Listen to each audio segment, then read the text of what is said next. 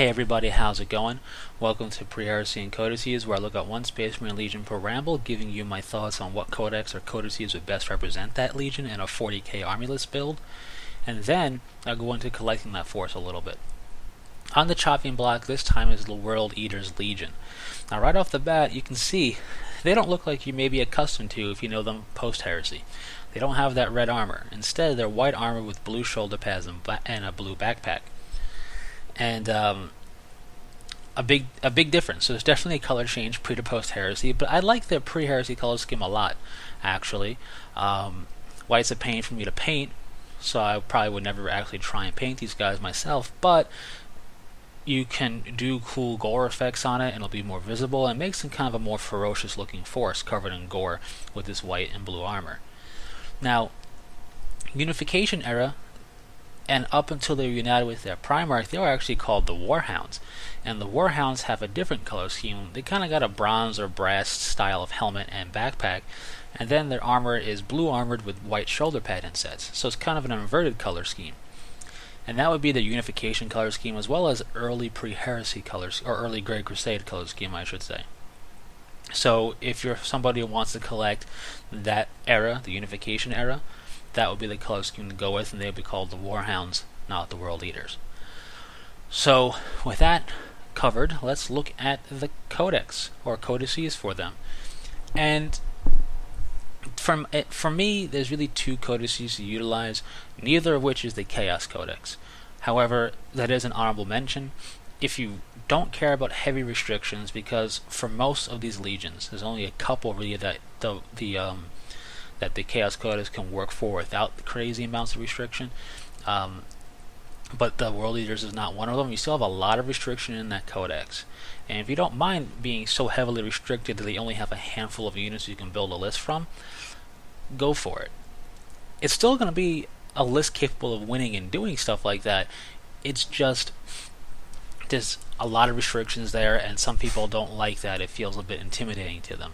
And with this, you're going to have all the usual restrictions of, no demon engines, no chaos spawn, no possessed, no obliterators, and no sorcerers, and none of the cult marines, with the exception of the Khorne berserkers, because they had a squad like that, or they had a bunch of berserkers in the Legion anyway, so that could work for you. But the only exception to the heavy restrictions, which would be fairly obvious, anything demonic and whatnot, is mutilators. Because you could do accounts as mutilators with the Red Butchers Terminator squad. That could work that way. That would be the only thing I would mention that you could definitely work for you and be a little bit different from the normal heavy restrictions. But for me personally, the easier route to go would be either the Blood Angels Codex or the generic Space Marine Codex. Now, the Blood Angels Codex still has some decent restrictions to it, but it's a lot less in comparison to the Chaos Codex. For this, you have no Land Raider Crusader or Redeemers, no Sanguinary Guard or Sanguinary Priests, and essentially no special characters, with the exception of maybe wanting to do accounts as Gabriel Seth. That could work for you. Aside from that, the Codex is yours to do with what you will. Yes, even counts as Death Company. You can do that for your Berserkers or your Rampagers if you want to represent either way. You can do them as it counts as Death Company unit, and that would work for you. So that's that codex. Has a very good aggressive, assaulty feel, which fits right in there with the World Eaters Legion. And the generic Space Marine Codex is also a good option. This has even less restriction. So for people who want the least amount of restriction, this would be the codex to go with, and you can still have a very aggressive assault-oriented build here, so that's good. So no Land Raider Crusaders or Redeemers here either, no Centurion squads, no Flyers, no Legion of the Damned. Not even accounts as would work for this Legion. Other than that, you're good to go. My recommendation for a chapter tactic would be the Black Templars. It lets you have access to those Crusader squads, and that can help you out to have a much more in-your-face aggressive build that way.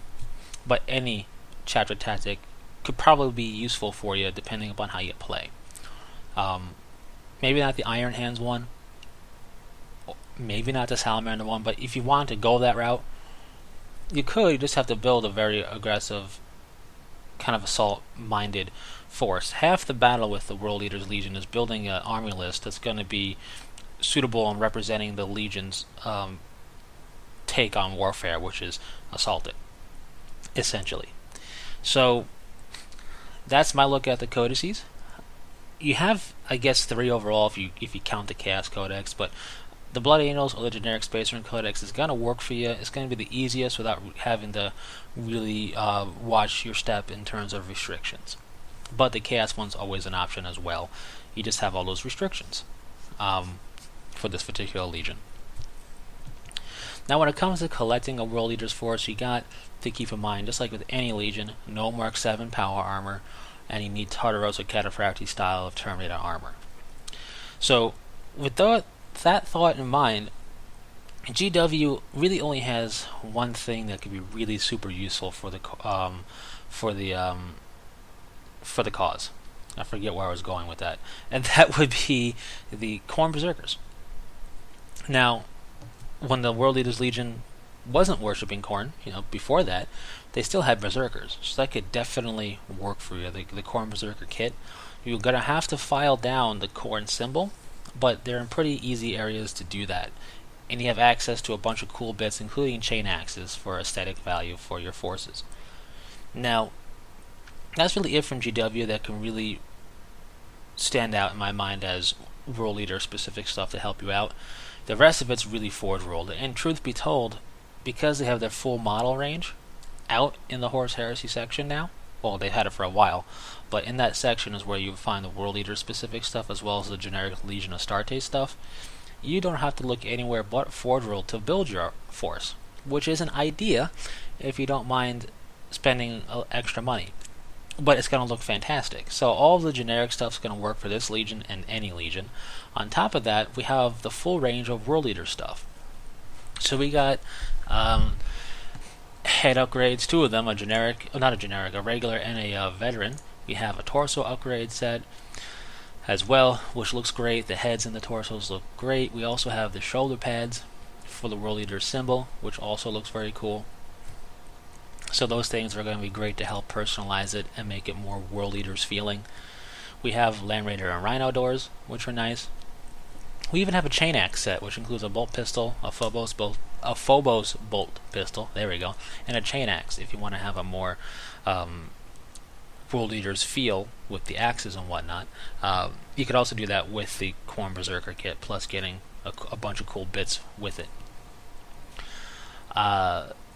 We have that Red Butcher's kit I was talking about, the one that is the Terminators. Now these guys come basically with dual axes or this like glaive glove thing for the leader of the squad, and it can work as mutilators, or you can take that squad because it looks cool and run it as assault Terminators, all of them having Twin Lightning Claw.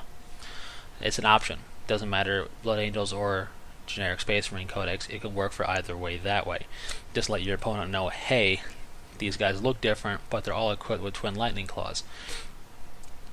It's going to work, and I don't think anybody could really have a problem with that, because it's not like you're going to forget that they're not equipped with something assaulty. Or you're not going to forget that they are equipped with something assaulty. That's what I meant. I can't talk. But anyway, so that's the Red Butcher's kit, a cool looking kit. Another kit we have from Forge World is a Rampager squad. These guys can work as counts as Death Company. These guys can work as Vanguard veterans. You just gotta figure out the details in terms of what you want to represent a power weapon and what you don't and all that good stuff. But it's a cool looking squad. You can do it that way, or you could break them down and use them as sergeants for your squads if you wanted to. Up to you.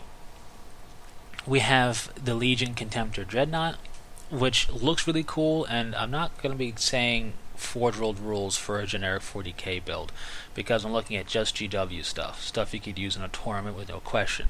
So no Contemptors there, but if you wanted to run the Contemptor as a generic Dreadnought, I don't think anybody would have an issue with that. It looks cool, so why not? So you could do that route if you wanted to.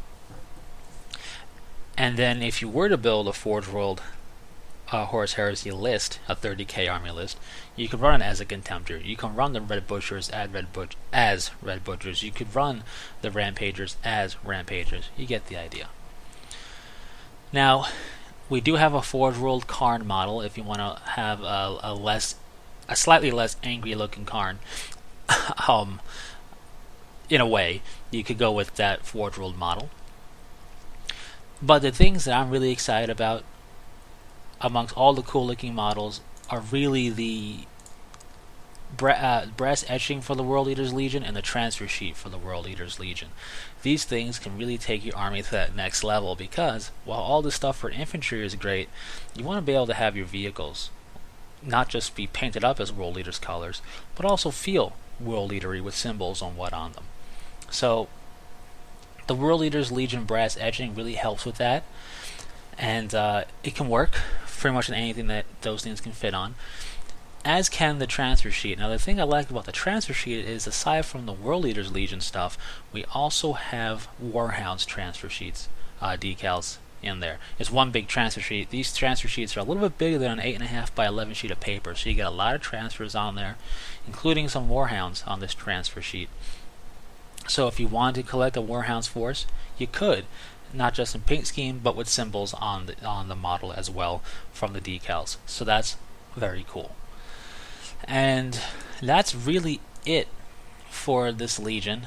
You basically have so much stuff covered that your force, even though it's a 40k armorless build, should scream Pre-Heresy World Eaters, not just in color scheme, but from having sculpted details and from details that are from the decals or the brass etching. Your army should look very cool. So that's really it for the World Eaters Legion. Tons of stuff for you. Pretty much all of it from Forge World, which you would come to expect because they're the ones who's doing the whole Horus Heresy series. So that's it for the World Eaters Legion. Thanks for sticking through it. The next Legion I'll be rambling about is the Ultramarines Legion. So stay tuned for that one. And until next time, take it easy.